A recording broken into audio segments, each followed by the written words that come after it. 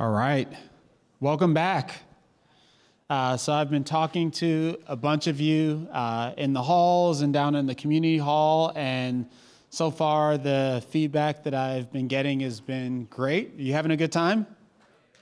Awesome. Awesome, so I've got a few quick announcements before welcoming up our panel. First off, I wanted to give a huge hand to our volunteer moderators who've been keeping the breakouts running on time, and they've been doing a great job. So Luke and Adarsh, thank you very much. We've gotten a lot of questions via the app. There's a Ask the Organizers Anything, and I think the most popular question in the app is, how can we get the slides? We are chasing after all of the presenters, trying to get their slides, and they will be uploaded to the app. So the app is the way you'll be able to gain access to the slides. The rest of the afternoon is going to be a series of panels, but right after the panels is our party/reception in the community hall. And I wanted to encourage everyone to join us. It's going to be a great time. We've got a bunch of stuff going on there. I'll be doing some live podcasting. You might have seen the booth that's set up. If you've wanted to be on the podcast, now's your chance. I'll interview you. We'll post it up. It'll be awesome. We'll also have a AWS Deep Racer demo and activity focused on deep reinforcement learning. That'll be a blast. And of course, food, drinks, and a general good time, a DJ, music. It'll be awesome. Really looking forward to it. And so that's all my housekeeping. Without further ado, I would like to welcome up the moderator of our first panel, Maribel Lopez, founder of Lopez Research. Maribel? Hi there. Do we have a slide with everyone's titles and names on it? Nope, that's not us. That could be Amar. There we go. Excellent. Okay, so I'm over here apparently. All right, so there's been a lot of talk of experimentation today, and we're continuing the trend here with another experiment. This is an experiment called a team teardown panel. At conferences like this, you often have the opportunity to experience panels like this, a bunch of diverse perspectives from varying organizations, or you see talks like the ones that we had at the breakouts, individuals sharing their perspectives from their organization, data scientists, machine learning engineers, platform engineers, et cetera. But today we're bringing you what we're calling a team teardown. That is a panel composed of 3 individuals from the same organization, and we'll be talking through how they collaborate with one another to make machine learning a success, in this case at Airbnb. So I'd like to welcome up my panel.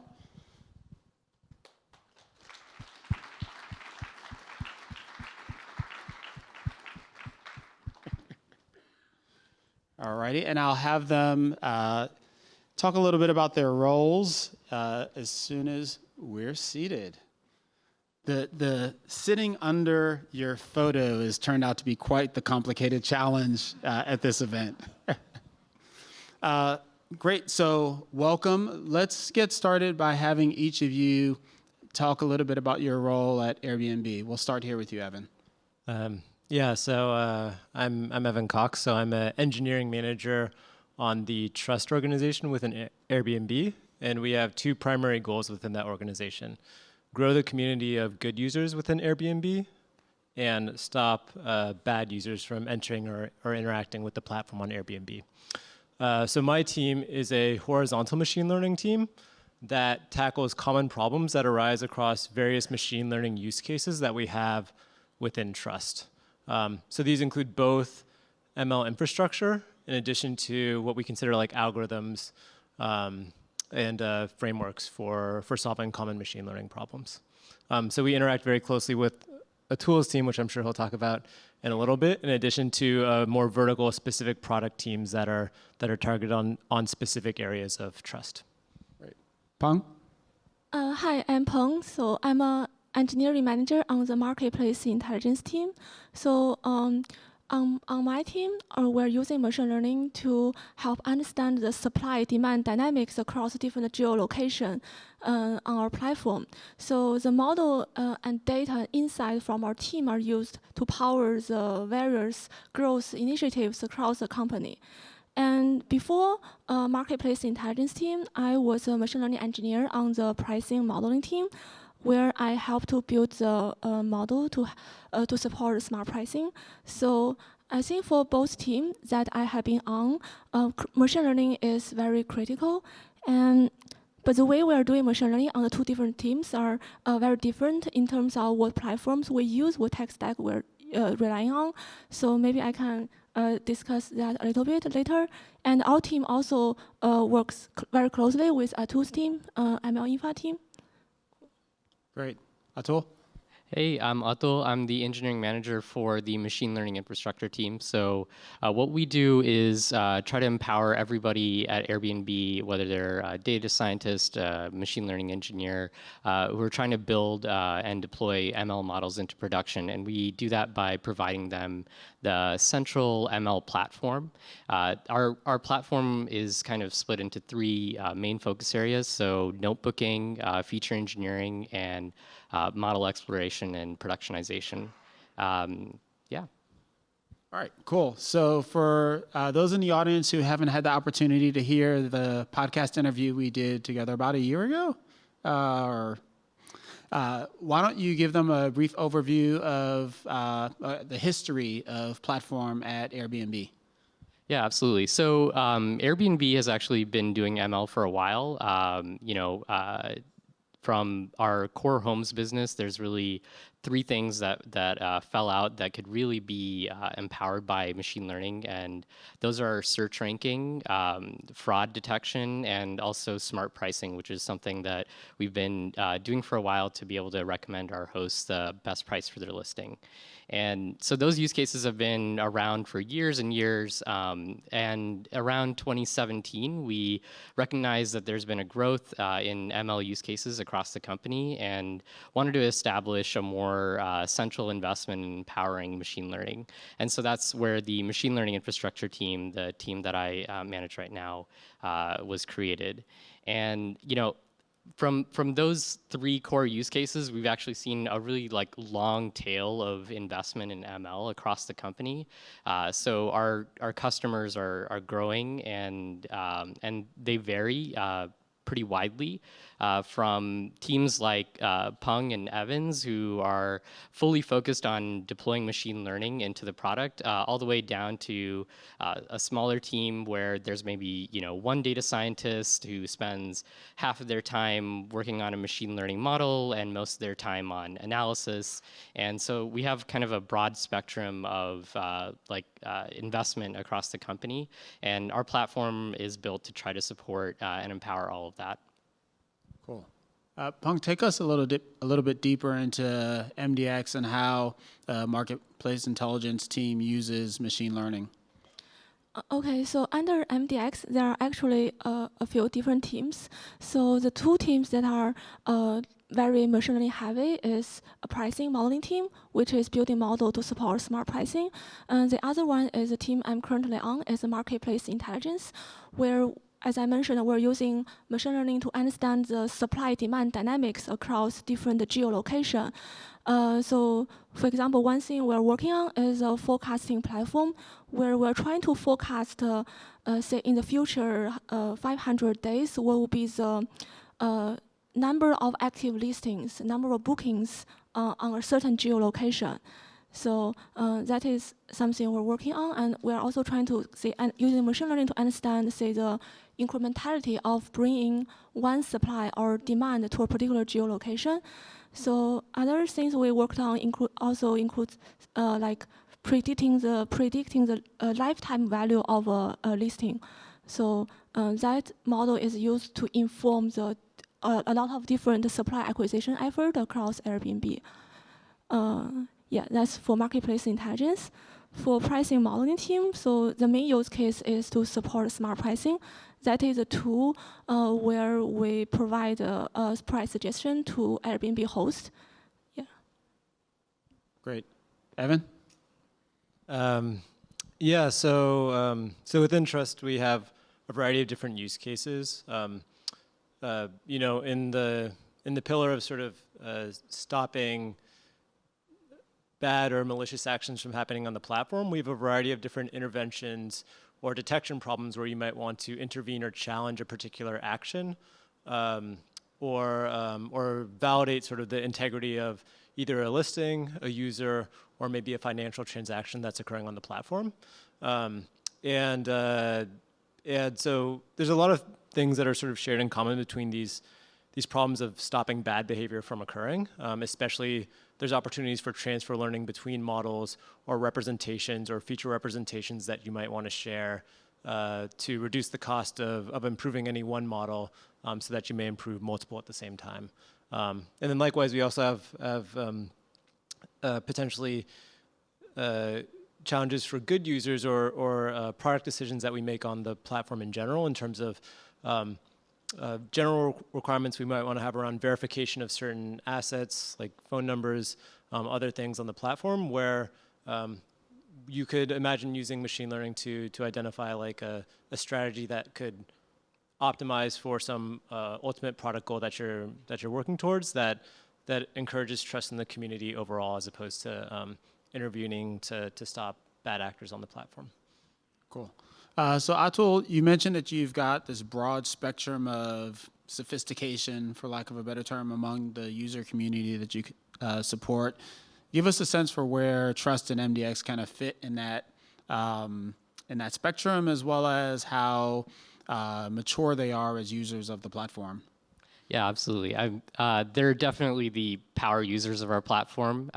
You know, power users, I would say, are the ones that are pushing the platform to its fullest capabilities, who are extending the platform, augmenting it with their own capabilities, and whose I would say their their core productivity really depends on the platform in a really meaningful way. You know, and there's, like I said, a pretty large spectrum, but some of the biggest use cases that we have on our platform are up here. And, you know, I think that internally we haven't achieved full adoption of our platform. That's something that we are continuing to drive towards, especially some of the largest use cases that we're looking to onboard have to do with search, where there's years and years of infrastructure investment that really we're kind of playing catch up to.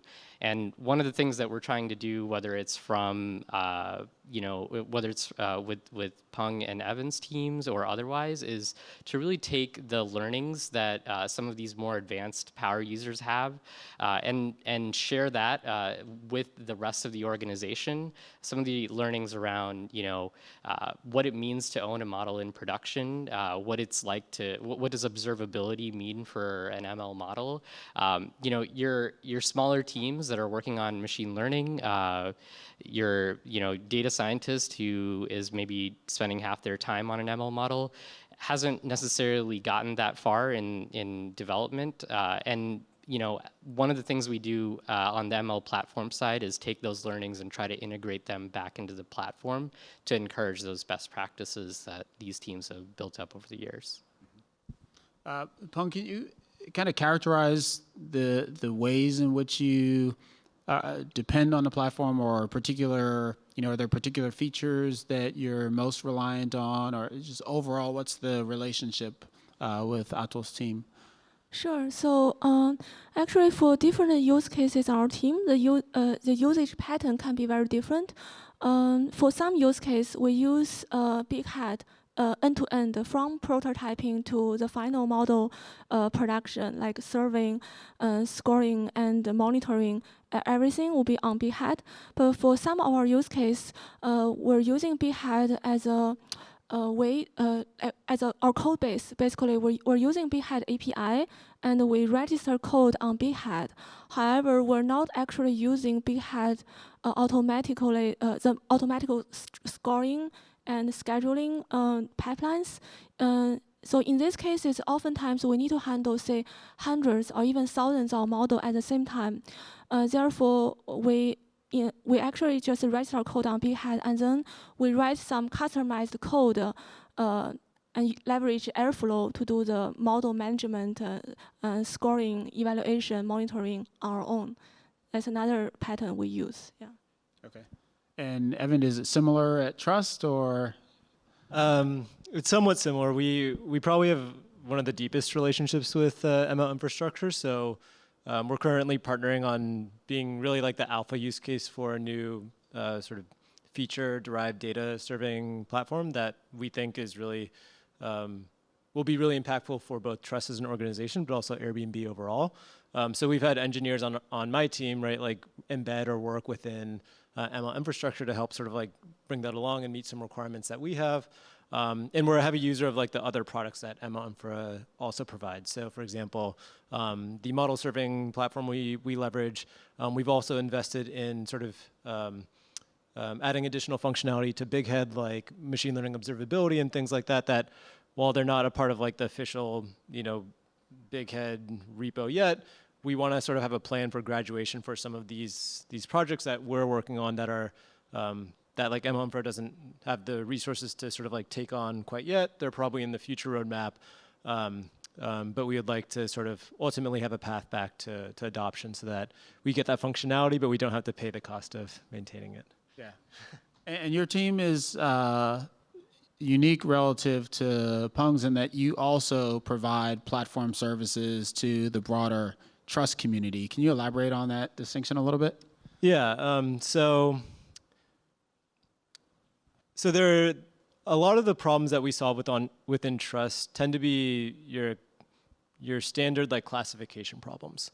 And for many of those cases, like we're sort of seeking to leverage what we can from either like Airbnb-wide infrastructure or from like, maybe a third-party supplier.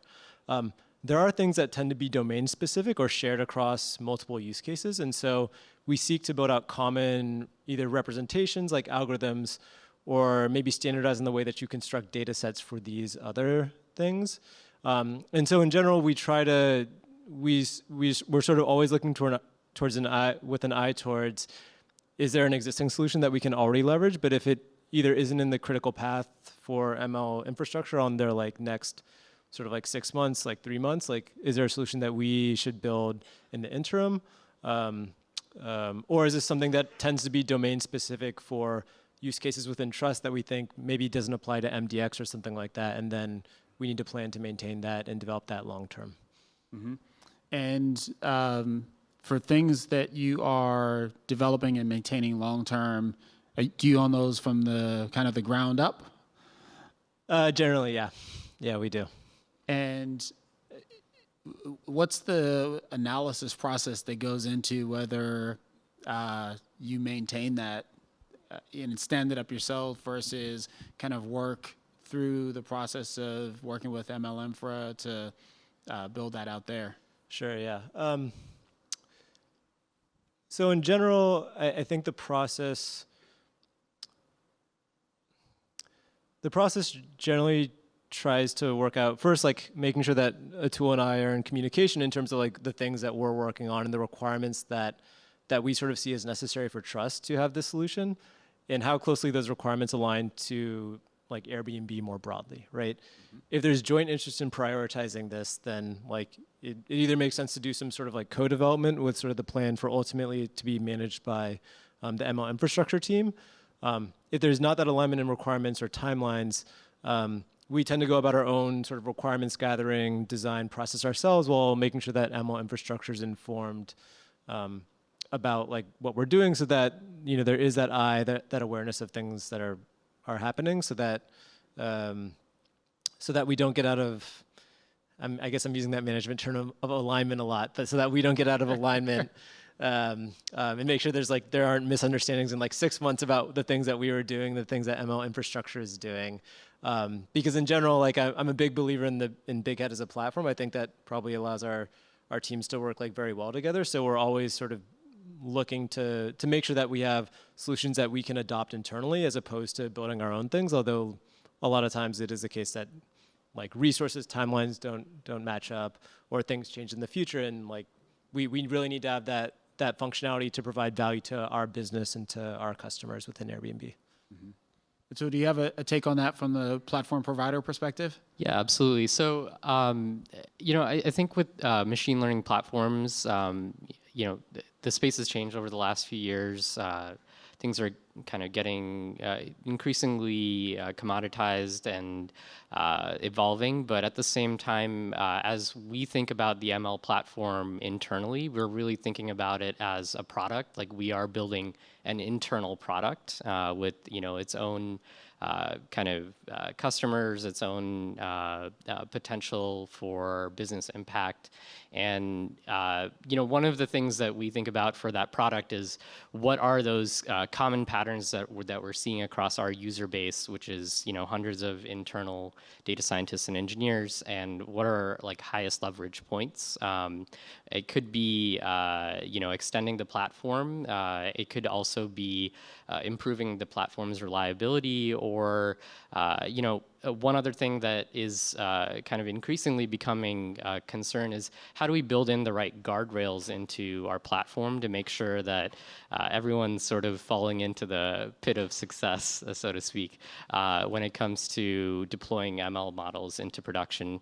And that's often something that our customers aren't necessarily asking for, but is important nonetheless to achieve Airbnb's internal technical vision for ML. In the case of trust, you mentioned some observability things that you've partnered on, and you've got models and projects that are independent from the platform. Is that a static relationship in the sense of, if you need something and can't get it on Big Head and need to build it yourself, it's stuck there and stays there? Or is it more of a fluid, do things go back or forth? I think that'll be a thing that, we'll see how it shakes out over the next 6 to 12 months. My hope is that it can be fluid and not static, and things. Some negotiations happening. Yeah, some negotiations happening. Maybe we had a meeting earlier today where there was some negotiation.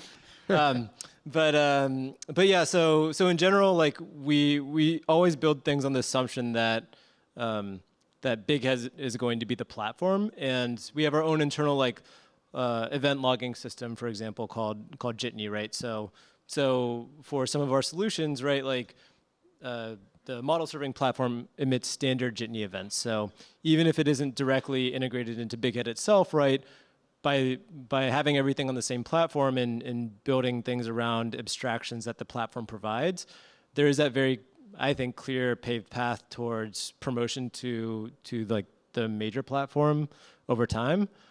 So that it hopefully can't be a static relationship. In general, we try to make sure that as we're building these things out, that we're considering how it may be promoted over the long term, but making sure we don't over-index on that too much, because ultimately our job is to provide value to all of Trust as an organization, which has different requirements than all of Airbnb as an organization. Have either of your teams or any of your customers migrated legacy models onto Big Head? Is that something that you see regularly? Yeah, absolutely. We've only actually launched Big Head, which is our internal ML platform, last October. So there's been lots of ML development over the last several years that predates it, and as with any kind of new system, there's a path towards migration, and that's a long path. Whenever we look to launch something, we don't look to immediately retire old systems. We need to make sure that that new platform is built out, proven out, and then gradually, once using more of a carrot method than the stick approach, bring people over onto the new platform. All right. So, Peng, if you could wave a magic wand or sign a magic PO or whatever your internal mechanism is for getting things on Big Head. Like, what are your top priorities for iTools team, the things that you'd love to see that you don't have yet? Yes, that's actually something we're actively discussing on. Like actually every More half, on-stage negotiations? Yeah, we have this like intake process actually. Every half, at the beginning of the half, we will submit a request to the ML Infra team, and some of our requests are prioritized, some are not. And right now, the top two things like from our team is first is to better support on hyperparameter tuning. The other one is better support for the offline use case from Zipline. Yeah, Zipline is like in the feature store. So hyperparameter tuning and feature store. Yeah. And how about from trust perspective? You've got this look like you've got more than three. No, I mean, I have one main one, which is the feature store as well, which is one of the things that we're partnering very closely with ML infrastructure on. And I think hyperparameter tuning as well. This is, we've ran a small pilot on our team to sort of prove out the value of what we think this could provide to our models, and we've seen a lot of value for that. And I think the last two areas are like, I guess, observability and interpretability, right? Support for that from the platform level as opposed to ideally what we built at the product level. And so those would be the three things, but the feature store would definitely be number one. So these are two of your customers, and I imagine you've got many more with their own lists. Maybe they're not as convergent as these two. How do you manage the priorities across all these groups? Yeah, it's not to put you on the spot. Yeah, no, it's all good. So I think that there's obviously some themes that emerge amongst our power users, and absolutely those need to be prioritized. I think that in addition to thinking about like kind of the key capabilities of the platform from the perspective of enabling modeling and deployment, we also have to balance the various different long-tailed use cases on our platform and what their requirements are. For example, enabling our China team and their unique requests, or particularly some models that might need deeper explainability or tighter ACL controls on top of our platform.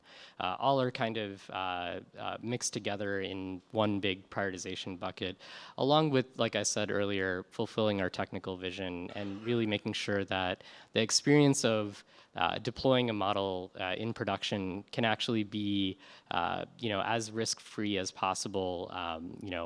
Following best practices. Ownership is a really key problem that we have, and managing the life cycle of models over time.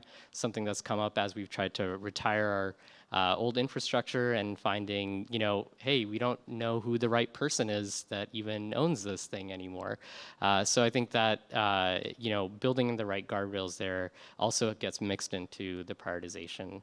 I think it's definitely a tough call to make oftentimes, especially when you have to consider the reliability of the platform, which is something that we as a team really try to abstract away all the internals of Airbnb's infrastructure. That's something that we want to do as our value add for all of our customers, and that comes with its own set of kind of problems in terms of making sure that we're on, following the right kind of paved paths internally for our upstream dependencies. So it's kind of a mix of all these things when it comes to prioritization. Cool. So, Evan, your team, your team also manages the platform. We've talked about this. It's at a different level of abstraction. You clearly have the capability to go as deep as you need to get stuff done. Do you ever fight over who owns a feature? Either we want to build a feature because it's sexy, and our tools team wants to build a feature because it's sexy, or the converse, like no one wants to own the hot potato, the pager. Yeah, that's a good question. I don't think we've ever had actually any conversations or concerns like that. There's no one else in this room. No, honestly, we I don't think between our teams we've had that. If anything, it's been like, here's this, real need that we've identified where, I mean, I think it's like an interesting problem to solve, but I also don't necessarily believe that it's specific to trust. Like I believe it's more valuable for all of Airbnb. And so in general, it's the case that like, because the requirements and the considerations, like reliability things that ML Infra needs to consider are so much, I mean, are higher than what trust needs to consider, we can be a little bit more nimble in terms of like prototyping on things, spiking on things to roll them out to like a smaller community of ML users as opposed to like the like much larger Airbnb organization. So I think it tends to be the case that, we get to be a little bit more on the cutting edge of things. But yeah, so we haven't had any like conversations in terms of like who gets to work on what yet that have been difficult. Yeah. Cool. So maybe let's close up by having each of you share a thing that you'd like to be different about platform at Airbnb. And we can maybe start with you, Evan, and go down towards a tool. I think the feature store will provide a lot of value for Airbnb, and it's been a long road. I think we're almost there, and I'm very excited to see it come to fruition. So looking back, I feel it would be better if we introduce platform earlier, because I saw there is significant amount of ML tech debt in our system. So if we could have introduced this earlier, I would say that everything would be smoother in terms of maintenance effort. Yeah, from my perspective, I think just having broader awareness on what ML is, what's kind of a conducive environment for ML, and especially what it's going to take upstream of our platform to really make these downstream teams successful from the data side, especially data quality side. I think that's really important, and especially as we have distributed teams across the company where your producers and your consumers of data are getting more and more spread out. I think that's something I wish there was more effort on, and we're actually making more progress towards that lately. Cool. So we started the day talking about how it takes a village to do machine learning, and we've ended with a conversation with villagers, I guess, the village people. Thank you all for sharing your insights with us. Thank you.